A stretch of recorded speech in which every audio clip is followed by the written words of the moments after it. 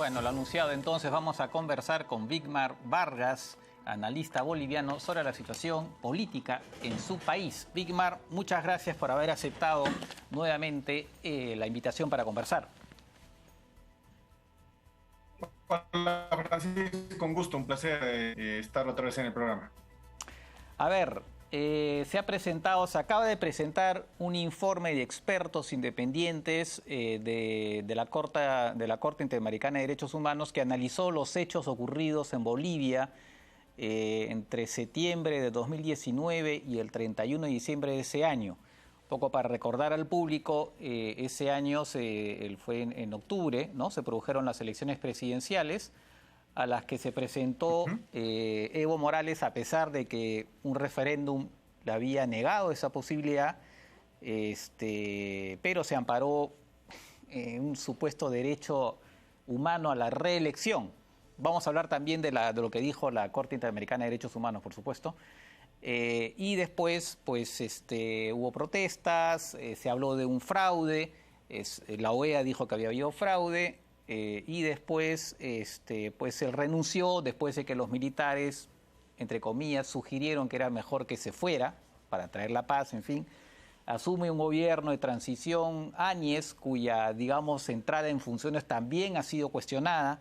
Todo eso ha sido configurado bajo un golpe, es una de las narrativas. La otra narrativa es la del fraude, la narrativa opuesta, digamos, ¿no?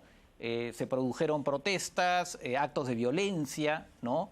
Y masacres efectivamente en dos lugares, donde esto ya con el gobierno de Áñez, ¿no? Donde, como se dijo en la nota, murieron 22 personas e incluso, según el informe, varias de ellas ejecutadas, digamos, fríamente, ¿no?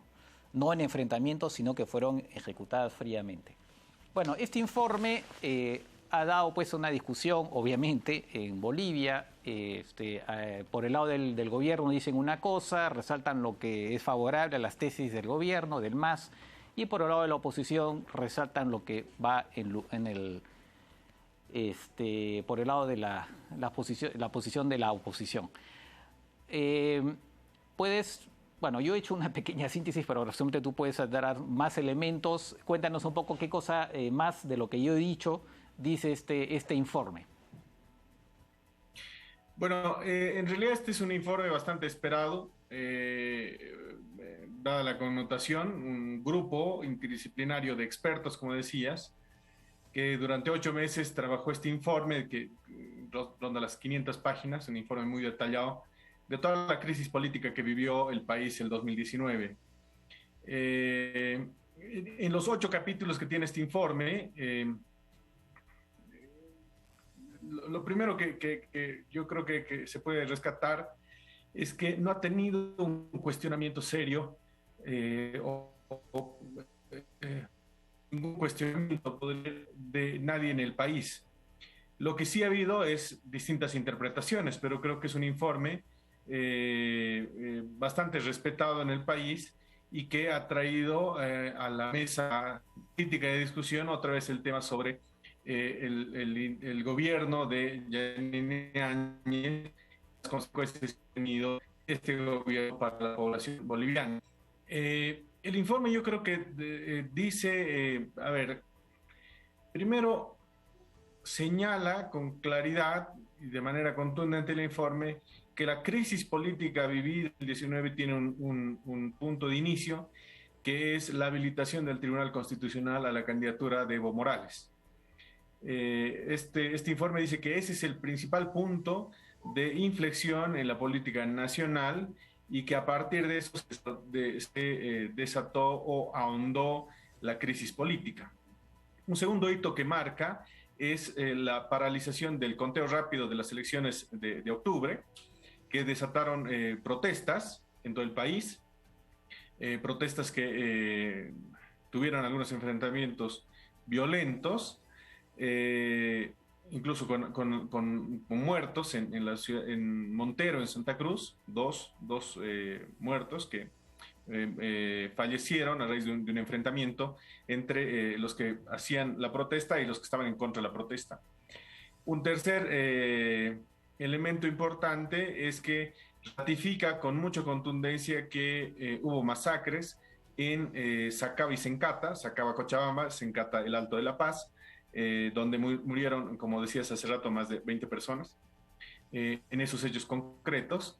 Y diría que hay un cuarto elemento que es bastante importante en esto de la disputa de narrativas, es que de manera explícita, textual, este informe dice que Yanine Áñez se autoproclamó presidenta en el Senado sin quórum respectivo y que ese hecho, digamos, es un antecedente importante.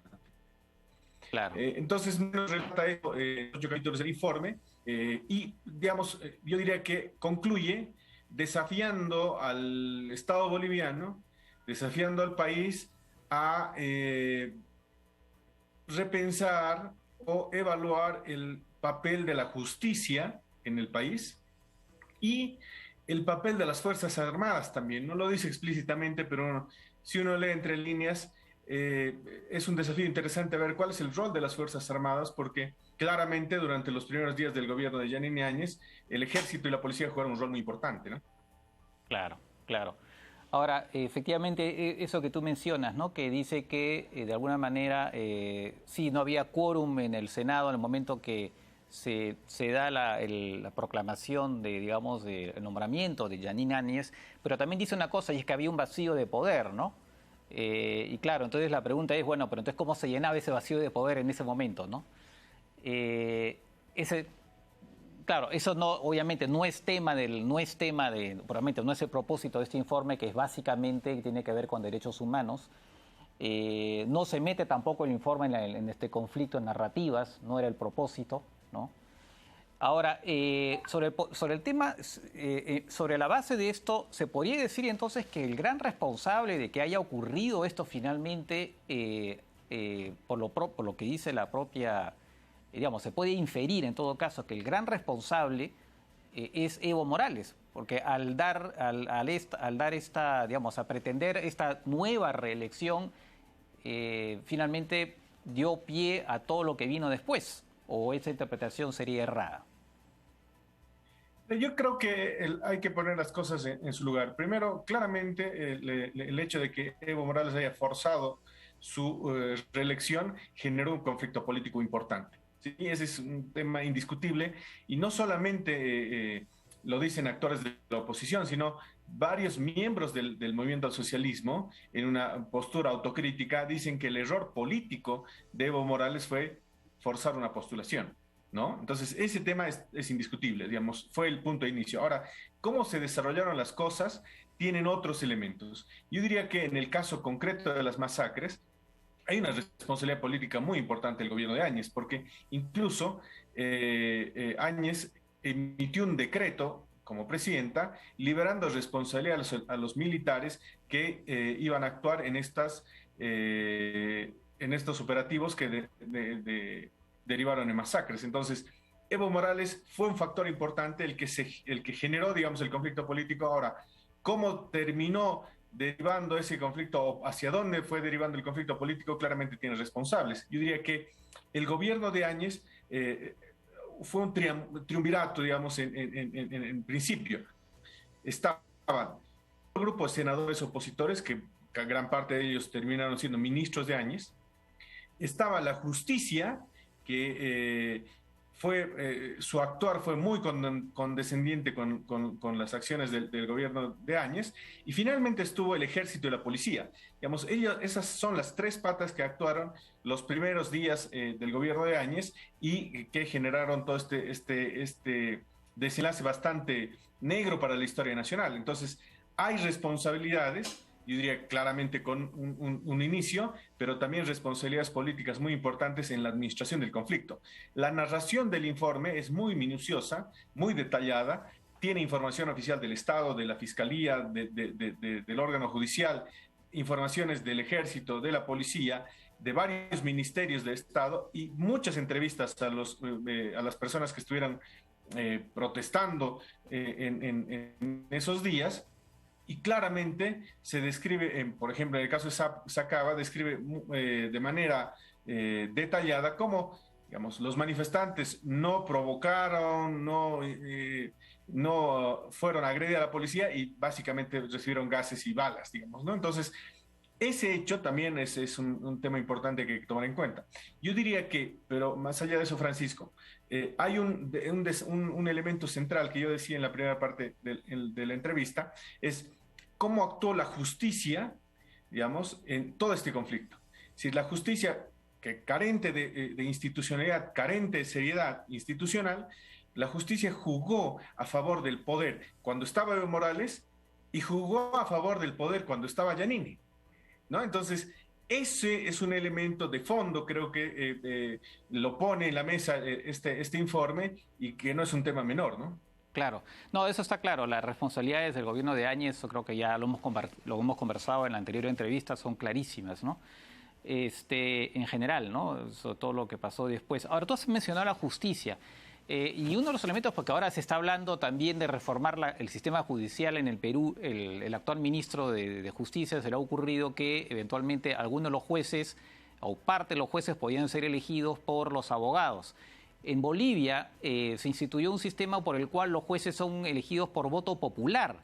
Y bueno, entiendo que ha sido un fracaso absoluto y tal vez eso es lo que de alguna manera podría explicar, aunque también creo que la provisionalidad de jueces y fiscales es verdad, ¿no? Esta condescendencia del Poder Judicial, de la Fiscalía con el poder de turno, porque como tú bien dices, efectivamente en la época de Evo Morales la justicia actuaba mucho, digamos, en el sentido de lo que el gobierno quería, pasó lo mismo con Áñez y pareciera que ahora está pasando lo mismo, ¿no? En estos momentos en que hay un nuevo gobierno del MAS. O sea, ¿cómo verías tú tendría que eliminarse en Bolivia el sistema de elección de los jueces? Mira, en Bolivia se eligen a los magistrados por voto popular. Los magistrados que hoy están ejerciendo sus cargos han sido elegidos por voto popular. Y claramente esa elección fue un fracaso, no solamente porque el ausentismo fue enorme, pese a que en Bolivia el voto es obligatorio, la gente como protesta no fue a votar y los que fueron a votar, la gran mayoría lo hizo en blanco o nulo, entonces la legitimidad de esa elección es muy, muy débil, por un lado. Y claramente esto de generar, digamos, de intentar generar la sensación que la oposición a través de la justicia fracasó. ¿Sí? No se estableció un sistema judicial, no se pudo edificar un sistema judicial, ni se pudo avanzar siquiera un poco en la institucionalización de un órgano del Estado tan importante, ¿no? Porque, digamos, gran parte de la confianza de la población en el Estado termina recayendo en la administración de la justicia. Entonces, si la administración de la justicia es o termina siendo simplemente un elemento que le agrada al poder, el que fuera, el del MAS, el de la oposición, el de otro partido, no responde a la expectativa ni está cumpliendo el rol que le debe cumplir según el mandato constitucional. Entonces, yo creo que hay un gran desafío. Entonces, ¿eso en qué afecta a todo esto? ¿Qué tiene que ver con todo esto? Porque las acciones, el actuar de la justicia, en el caso de las muertes que se produjeron cuando todavía Evo Morales era presidente, estas dos de Montero que te decía, quedaron sin investigación, no se hizo un trabajo bueno, entonces quedó ahí medio en la nebulosa, está así.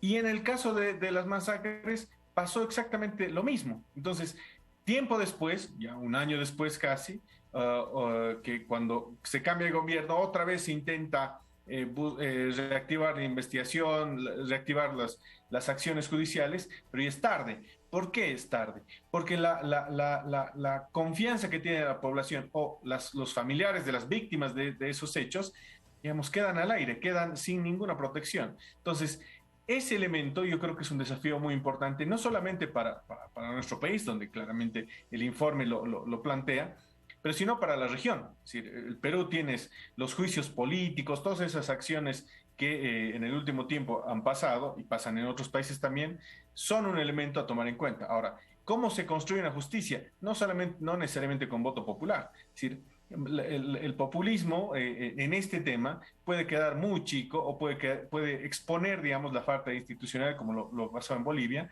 y más bien lo que queda, en todo caso, es fortalecer la institución y respetar lo que se llama, lo que todos dicen, pero nadie lo respeta, es la independencia de poderes, ¿no? Entonces, creo que ese es el elemento central. Claro. Ahora, si mal no recuerdo, en Bolivia se inyectó una ley de amnistía para lo que había pasado durante el momento en que todavía Evo Morales era presidente y no sé, después de este informe, creo haber leído, no estoy seguro, que el presidente iba a pedir que se derogara esa amnistía, o no recuerdo bien esto, o sea, me pareció verlo, pero muy rápidamente. Sí, digamos, un poco la decisión del gobierno es impulsar una investigación. El ministro de Justicia dijo que que recoge, el ministro Iván Lima de Justicia del gobierno dijo que recoge con mucha seriedad las recomendaciones sobre la reforma judicial en el país y que van a actuar en consecuencia. Y por otro lado, se anunció desde el oficialismo la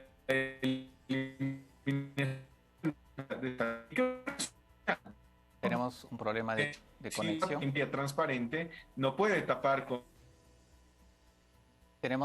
Se está cortando. Bigmar, ¿me escuchas? la dado y que pone, en todo caso, al órgano judicial en el desafío de poder actuar con celeridad y poder actuar con transparencia en la investigación. De acuerdo. Hubo una interrupción en la conexión. O sea, me estás confirmando que efectivamente el gobierno va a aceptar que finalmente sí que haya las investigaciones judiciales del caso para, digamos, los delitos que fueron cometidos más bien, digamos, por los partidarios del MAS durante la época todavía de gobierno de Evo Morales. Eso quería que me... Ya, sí, lo que pasa es que se interrumpió un poco la conexión. De acuerdo. Ahora, otro tema también... ¿qué cosa era la pregunta que quería hacerte? Ah, bueno, sí, el tema de la decisión de esta opinión, digamos, resolución consultiva, si se quiere, de la Corte Interamericana de Derechos Humanos, donde finalmente se confirma que la reelección pues no es un derecho humano, ¿no? Evo Morales salió diciendo que lo que pasa es que la OEA pues tenía, porque claro, recordemos para el público que la Corte Interamericana de Derechos Humanos como la Comisión forman parte del sistema interamericano, o sea, de la OEA, ¿no? Y acusó a la OEA pues de estar en la onda golpista, en fin, no sé qué. Ahora, con esto, Evo Morales, me imagino que internamente también, y tú lo has dicho efectivamente que es verdad, y yo lo he leído también declaraciones del oficialismo, algunos del oficialismo decían que había sido un error, ¿no? La figura de Evo Morales, ¿cómo queda después de todo esto? Porque además he visto que, bueno, él sigue manejando el partido, pero ha hablado también de que los que piensan distinto, los que tienen opiniones distintas, pueden ser considerados traidores, en fin, no recuerdo los términos exactos. ¿Cómo está ahora la figura de Evo Morales en Bolivia? Bueno, Evo Morales es una figura importante en la política nacional, no ha dejado de serlo. Hace poco, hace unas semanas nada más, ha sido elegido otra vez como presidente del movimiento socialismo. Han hecho unos ajustes a sus estatutos en los que claramente, digamos, existe una sanción mucho más dura a todos los que, como decías vos, se consideran traidores a la línea política y a los principios que ellos pregonan. Entonces, Evo Morales no ha dejado de hacer política, está todo el tiempo en el territorio, en el país, en reuniones políticas, de organización y demás, claramente con una intención, yo creo, de querer ser candidato otra vez a presidente el año 2025. No lo dice, pero sus acciones lo demuestran. Ahora, yo diría que él queda lastimado con varias cosas. Queda lastimado políticamente con un montón de acontecimientos que van pasando y que al estar tan expuesto públicamente, obviamente le pasan factura. Creo que Evo Morales lo que está haciendo de manera cotidiana y como parte seguramente de su estrategia, es tratar de mostrarse como el gran articulador todavía de las organizaciones sociales, de varios sectores populares del país. Él está en eso. Ahora, ¿cuánto eso le va a significar a él? ¿Cuánto le va a valer eso para apuntalar una candidatura? Yo creo que es muy temprano para decirlo. Por otro lado, tienes al presidente Luis Arce, que con otro perfil absolutamente distinto al de Evo Morales, con otro estilo de gobierno totalmente distinto al de Evo Morales, también va generando resultados importantes para el país. El proceso de vacunación masiva contra la pandemia está marchando muy bien, los números en la economía y de la macroeconomía están mejorando, en el gobierno hablan de un crecimiento por encima del 6% para fin de año en el país. Entonces, los resultados que va generando el presidente Arce también son interesantes y se contraponen sin que él lo diga o sin que él anuncie nada, se contraponen directamente contra el estilo de Evo Morales. Entonces, esto como parámetro general. Ahora, estrictamente con el derecho a la reelección, yo creo que ese es un tema que alimenta, especialmente entre los opositores a Evo Morales, yo diría que el grueso, el mayor, el núcleo duro de oposición es más contra Evo que contra el MAS, además, ¿no? Entonces, esta resolución creo que afecta seriamente la credibilidad que él tenía y que refuerza una idea que la charlábamos la anterior, la explicábamos o la comentábamos la anterior entrevista. Es decir, la idea de que él abusó del poder, ¿sí? Él abusó del poder e impuso su voluntad sobre el voto popular. Entonces, esa idea creo que termina de ratificarse con esta resolución que señala que la reelección es un derecho humano, ¿no? Claro. Y ya un poco para cerrar, ¿qué opinas tú? Acá, pues, tú sabes pues, que Evo Morales ha venido, por lo menos un par de veces. Ha sido tratado como un mandatario más. Exactamente, se ha dicho ha comido ceviche, han puesto una foto de la... Parece que el dueño de la cevichería está preocupadísimo porque ahora parece que todo el mundo lo ataca. Se está diciendo que se está armando una especie de... reviviendo la Confederación Peruano-Boliviana y que vamos a ser gobernados desde La Paz, ¿no? O del Chapar, en fin, como se quiera decir. ¿Cómo ves tú desde allá de Bolivia todas estas cosas que se están diciendo acá? Yo creo que hay, indudablemente la presencia de Evo Morales en la toma de mando que pasó el pasado 28 de julio, o 29 de julio, perdón, 28, perdón, fue importante en términos políticos para la región, digamos, no solamente por su presencia sola, sino porque, como te decía, fue tratado como, se miró desde aquí, fue tratado como un mandatario más, ¿no? Aunque era expresidente. Y hay en la región, diría yo, toda una lógica, toda una construcción otra vez de esta idea de la patria grande, ¿sí? Entonces, el hecho de que Pedro Castillo haya ganado en Perú, yo creo que es una inyección para todos los proyectos de izquierda de Latinoamérica con este anhelo de configurar otra vez un bloque fuerte, duro, de presidentes de izquierda, progresistas, que fueron, digamos, importantes en su momento con Lula, con Kirchner, con Chávez, con Bachelet en Chile. Entonces, creo que ese anhelo que quedaba flotando, que queda en muchos grupos políticos de Latinoamérica, termina teniendo una bocanada de aire importante, de esperanza con la victoria de Castillo, ¿no? Entonces, en esa lógica, yo creo que Evo Morales además quiere mostrarse como un articulador de esa idea, como un articulador de otra vez de esa construcción de un proyecto no solamente político, sino hasta de integración en su momento, porque ya se va hablando de dejar la OEA, de constituir otra plataforma que una a los países, otro proceso de integración, el propio presidente de México diciendo que no es mala idea dejar la OEA y construir otra cosa. Entonces, creo que tiene que ver con eso, digamos, con un sueño mayor, con una aspiración, con un anhelo mayor de los proyectos de izquierda progresistas que quieren otra vez construir esta idea, otra vez establecer esta idea de patria grande, con discurso antiimperialista, con discurso de izquierda, para poder fortalecerse otra vez y perpetuarse, digamos, en el poder en Latinoamérica, digamos. Yo creo que es el propósito de todos los proyectos, ¿no?